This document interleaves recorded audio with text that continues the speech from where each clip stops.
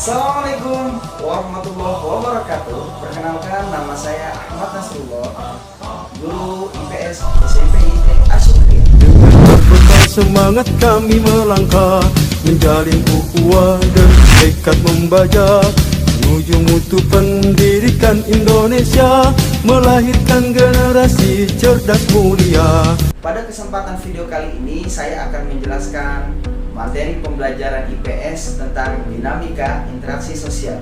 Oleh karena itu, simak terus video kita pada hari ini dan jangan lupa tonton terus videonya sampai dengan selesai, dan semoga bermanfaat untuk pembelajaran kita sehari-hari. Di mana yang pertama tentang hakikat interaksi sosial dan definisi interaksi sosial. Dan yang kedua, saya akan menjelaskan syarat-syarat interaksi sosial, dan yang ketiga tentang bentuk-bentuk interaksi sosial. Yang pertama, hakikat definisi interaksi sosial. Simak baik-baik. Di dalam Al-Quran, surat Al-Hujurat ayat 10 dikatakan bahwasanya antara orang mukmin dengan orang mukmin yang lain saling bersaudara. Oleh karena itu, damaikanlah kedua saudaramu dan takutlah kepada Allah sesungguhnya agar kamu mendapatkan rahmat. Nah, dari ayat tersebut kita bisa mengambil ibrah atau manfaat tentang materi kita, yaitu interaksi sosial. Lalu, apa kaitannya ayat tersebut tentang bentuk-bentuk interaksi sosial, syarat-syarat terjadinya interaksi sosial? Nah, sekarang kita tarik sebuah teori. Dikatakan bahwasanya antara manusia dengan manusia yang lain itu saling berhubungan, atau dalam bahasa lain disebut juga makhluk sosial. Oleh karena itu, antara hubungan manusia yang satu dengan manusia yang lain itu harus saling erat. Rasulullah mengajarkan kita untuk menjaga hubungan tali silaturahim antara saudara kita. Selanjutnya, apakah yang dimaksud dengan definisi interaksi sosial? Interaksi sosial adalah hubungan timbal balik yang saling berkesinambungan antar individu dengan kelompok, dan kelompok dengan kelompok. Saya akan menjelaskan tentang definisi interaksi sosial atau contoh interaksi sosial berdasarkan individu dengan individu. Yang pertama, contoh interaksi individu dengan individu bisa dilihat gambar berikut. Ada hubungan atau koneksi atau interaksi antar Pak Presiden Soekarno dengan presiden yang lain. Beliau saling berjabat tangan, kemudian berbicara satu sama lain, berinteraksi satu sama lain, dan itu kalian bisa lihat contoh atau bentuk interaksi individu dengan individu. Yang kedua, bentuk interaksi antara individu dengan kelompok. Seperti halnya gambar berikut, bisa kita lihat ada seorang guru yang sedang mengajarkan murid-muridnya dalam kelas. Ketika terjadi sebuah bentuk interaksi, maka pola tersebut dikatakan bentuk interaksi individu dengan kelompok. Selanjutnya, pola yang ketiga yaitu bentuk interaksi antar kelompok dengan kelompok. Misalnya, ada pertandingan sepak bola antara klub yang satu dengan klub yang lain, kemudian mereka saling bertarung atau berkompetisi merebutkan gelar. Nah, dalam bentuk interaksinya atau pola interaksinya disebut dengan interaksi kelompok dengan kelompok. Bagaimana sampai di sini dapat dipahami materi berikut? Dan selanjutnya saya akan menjelaskan tentang syarat-syarat terjadinya interaksi sosial. Menurut Sujono Sukanto, syarat-syarat interaksi sosial terdapat dua. Yang pertama, ada kontak sosial. Yang kedua, ada komunikasi sosial.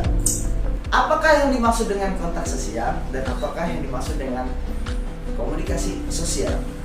Kontak sosial adalah suatu bentuk atau cara berhubungan antara orang yang satu dengan orang yang lain dan saling menyampaikan pesan. Dan komunikasi adalah cara atau bentuk tujuan untuk menyampaikan pesan.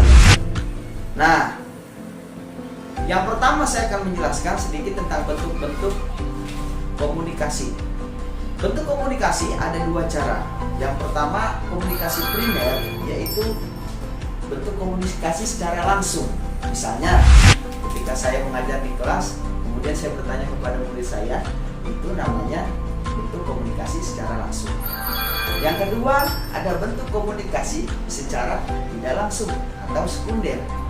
Misalnya, contoh, saya menghubungi atau memberikan memo kepada murid saya, "Nak, besok jangan lupa ada PR ya, tolong dikerjakan halaman sekian, materi sekian." Begitu. Nah, sampai di sini. Selanjutnya, faktor-faktor terjadinya interaksi sosial. Faktor-faktor terjadinya interaksi sosial, yang pertama ada yang disebut dengan imitasi. Dari katanya saja kita tahu ya, imitasi. Apa itu imitasi? Perhatikan penjelasan berikut. Imitasi adalah bentuk atau sikap menyamai orang lain ya. Contoh seperti misalkan anak-anak sekarang meniru budaya Korea atau K-popers ya. Itu tidak baik. Oke. Yang kedua ada identifikasi. Identifikasi ini lebih dalam daripada imitasi, yaitu sikap menyerupai atau menyamai orang lain secara keseluruhan. Apa bedanya? Bedanya kalau imitasi hanya sebatas meniru secara pakaiannya saja. Sementara jika identifikasi bisa dilihat dari sikapnya, tingkah lakunya, serta bentuk fisiknya atau kostumnya, itu benar-benar menjadikan orang lain. Contoh misalkan ada orang yang ngefans terhadap Michael Jackson, dia tidak begitu. Yang ketiga ada yang disebut, perhatikan, dengan sugesti. Apa itu sugesti? Sugesti adalah sebuah dorongan atau perintah yang diberikan oleh orang lain kepada kita ataupun audiens ya. Dan kemudian kita melakukan perintah tersebut.